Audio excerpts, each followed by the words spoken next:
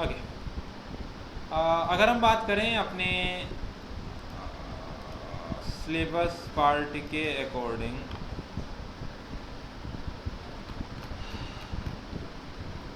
सो देखिए हमने इंट्रोडक्शन कल थियोरेटिकली देखा था, उसका भी पीडीएफ आप लोगों को नहीं मिला।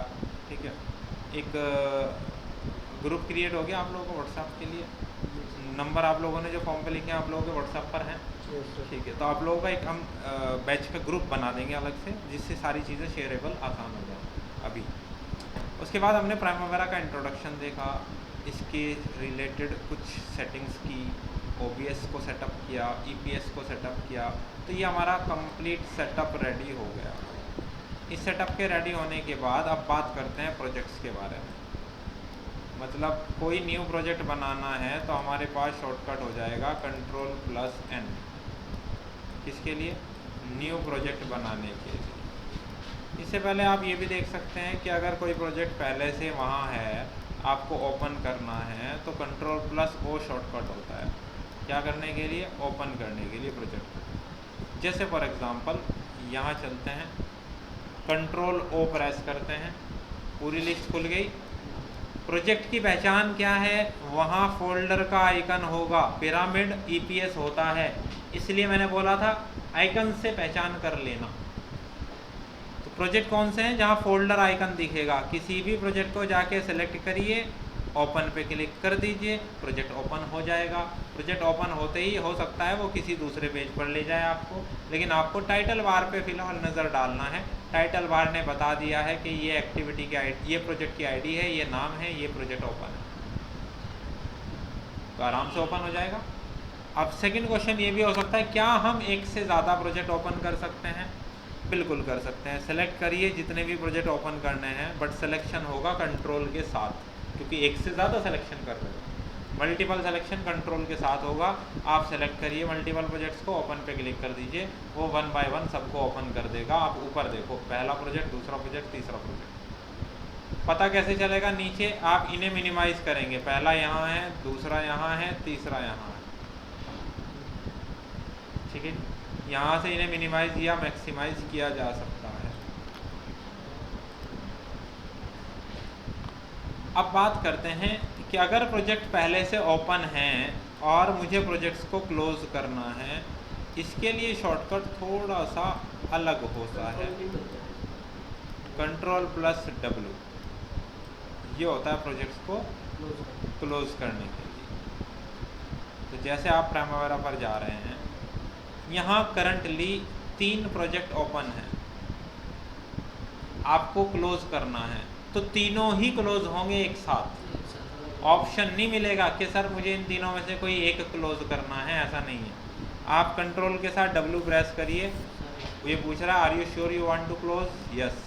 जैसे आप करेंगे no current project, that means सारे प्रोजेक्ट जो भी आपने ओपन किए थे वो सारे क्या हो गए? क्लोज हो गए। तो प्रोजेक्ट को ओपन करना, प्रोजेक्ट को क्लोज करना। अब बात करते हैं, हमें कोई न्यू प्रोजेक्ट क्रिएट करना है तो आप कैसे करेंगे? Ctrl+N, N for new, O for open. बस क्लोज करने के लिए थोड़ा सा अलग है W। जैसे ही Ctrl+N प्रेस किया, आपके सामने एक विंडो आता है, इस टाइप की विंडो को बोलते हैं विजार्ड विंडो। ये कहता है create a new project, select EPS, कि आप जो प्रोजेक्ट शुरू करने जा रहे हैं वो किस डिपार्टमेंट का प्रोजेक्ट है, आप ये पहले उसको बताइए। हमने बोला ठीक है, एक काम करते हैं, यहाँ ये 3 डॉट है, ये ब्राउज का ऑप्शन होता है, आप क्लिक करिए, EPS की लिस्ट खुल गई। हमने बोला भैया बिल्डिंग कंस्ट्रक्शन का प्रोजेक्ट है, इसे सेलेक्ट करके असाइन कर दिया। आगे बिल्डिंग कंस्ट्रक्शन, नेक्स्ट। प्रोजेक्ट का आईडी बताइए, प्रोजेक्ट का नाम बताइए। आपको कंपनी से वो डिटेल मिलेगी, या कंपनी आपको अगर टेंडर डॉक्यूमेंट दे रही है तो टेंडर डॉक्यूमेंट्स में भी प्रोजेक्ट का आईडी और नेम मेंशन होता है। अभी फ़िलहाल सैंपल के तौर पर मान लीजिए मैं कोई एक प्रोजेक्ट ले रहा हूँ, उसकी आईडी है DS 2023 और प्रोजेक्ट का नाम है डिज़ाइन। तो प्रोजेक्ट की आईडी बता देंगे, प्रोजेक्ट का नाम बता देंगे। आईडी भी नाम भी, दोनों चीज़ें तो आपको मिलेगी ही नहीं ना अभी, जब तक ये तो टेंडर डॉक्यूमेंट होगा या कंपनी डिटेल्स बताएगी। नेक्स्ट पर क्लिक कर दीजिए। ये कह रहा है project start and end dates. अब आप ये बताइए, अगर आपको प्लानिंग करनी है तो अभी तो आपको अंदाज़ा ही नहीं है ना कि पूरे प्रोजेक्ट का शेड्यूल क्या रहेगा, कब तक वो ख़त्म हो सकता है, इसीलिए तो हम प्लानिंग कर रहे हैं। तो इसलिए एंड डेट तो हम बता ही नहीं सकते अभी। हाँ, स्टार्ट डेट ज़रूर देख सकते हैं कि कब से हम प्रोजेक्ट पे काम शुरू करेंगे। हमने बोला ठीक है प्रोजेक्ट प्लान्ड स्टार्ट, यहाँ देखो वर्ड क्या लिखा है, प्रोजेक्ट प्लान्ड स्टार्ट, लेकिन फिनिश में क्या लिखा है, मस्ट फिनिश बाय। अब देखो, specify the planned start date and must finish by date for the project. The must finish by date is the date by which all project activities must finish if entered, यानी कि ये must नहीं है, ये optional है।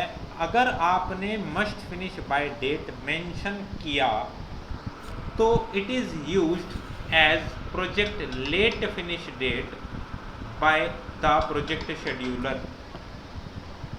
ठीक है, यानी कि ये कह रहा है कि अगर आपने यहाँ कोई डेट और टाइम सेलेक्ट कर लिया तो हमेशा प्रोजेक्ट शेड्यूलर उसी डेट और टाइम को प्रोजेक्ट की एंड डेट मानकर चलेगा। हो सकता है यार हम शेड्यूल बनाएं उसके हिसाब से हम टाइम से पहले उसे ख़त्म कर पा रहे हों, लेकिन ये तो वही डेट को पिक कर लेगा अगर जो डेट आप यहाँ सेलेक्ट कर लेंगे। इसलिए इनिशियल प्लानिंग में जब हम होते हैं हम मस्ट फिनिश बाय को ब्लैंक छोड़ देते हैं। केवल हमें बताना है प्रोजेक्ट प्लान स्टार्ट क्या है। यहाँ से ब्राउज पर क्लिक करते हैं। हमने बोला यार हमारा प्लान है कि 16 अक्टूबर से हम प्रोजेक्ट का काम शुरू करेंगे। अगर 16 तारीख से काम शुरू करते हैं सुबह, वो भी 9 बजे से मान लीजिए, तो 16 तारीख सुबह 9 बजे सेलेक्ट किया, यहाँ आ गया सिलेक्शन, तो बाद में इसे ब्लैंक छोड़ दिया। बाद में तो मॉडिफाई कर सकते हैं, बाद में भी कर सकते हैं, ऑप्शन मिलेगा। इसे ब्लैंक छोड़ दिया क्योंकि वरना ये इसी डेट को फिनिश डेट मानकर चलेगा। नेक्स्ट पर क्लिक करिए। ये कह रहा है रेस्पॉन्सिबल मैनेजर, यानी कि इस प्रोजेक्ट के लिए जो आप बनाने जा रहे हैं डिज़ाइन प्रोजेक्ट, इसके लिए कौन रेस्पॉन्सिबल है। हम यहाँ नीचे रेस्पॉन्सिबल मैनेजर पे जाएंगे, ब्राउज़ करेंगे, हम बोलेंगे कि भैया उसके लिए रेस्पॉन्सिबल है प्रोजेक्ट मैनेजर 1, असाइन कर दिया। फिर नेक्स्ट पर क्लिक किया, वहीं से आएगा डाटा। वो पूछ रहा है रेट टाइप। अब रेट की बात आएगी जब बजट की बात करेंगे। फिलहाल जो भी वैल्यू यहाँ स्टैंडर्ड पड़ा है इसे एज इट इज़ रहने दीजिए। नेक्स्ट पे क्लिक कर दीजिए। वो कह रहा है congratulation your new project has been created. आप जैसे ही फिनिश पे क्लिक करेंगे, आप देखो आपने बिल्डिंग कंस्ट्रक्शन के अंडर में बनाया था, सेलेक्ट किया था, तो उसी के अंडर में आपका प्रोजेक्ट ऐड हो गया। और जैसे ही आपने न्यू प्रोजेक्ट क्रिएट किया है वो ऑटोमेटिकली ओपन भी हो गया है। कोई दूसरा पेज इसलिए नहीं आया क्योंकि अभी तो प्रोजेक्ट क्रिएट किया है, उसके अंदर कोई कंटेंट है ही नहीं। तो टाइटल बार से लेकिन आपको पता चल गया हाँ प्रोजेक्ट ओपन है। जो प्रोजेक्ट हमने बनाया उसी की आईडी और नेम आपको टाइटल बार पे नज़र आ रहा है। तो मैंने आपको बेसिकली 3 चीज़ें इस लेक्चर में डिफ़ाइन की, कैसे प्रोजेक्ट ओपन होता है, कैसे प्रोजेक्ट क्लोज होता है, कैसे आप न्यू प्रोजेक्ट क्रिएट कर सकते हैं। और यहाँ तक का पोर्शन हमारा कंप्लीट हुआ है। कल हमारे लिए इम्पोर्टेंट पार्ट होगा कैलेंडर का, और कल हमारा सेशन 1 बड़े आराम से कंप्लीट हो जाएगा। ठीक है, यहाँ पर आज का लेक्चर हम क्लोज करेंगे। कल हम इस पार्ट को कवर अप करेंगे, और कल थोड़ा सा टाइम आधा घंटा पहले आ जाना।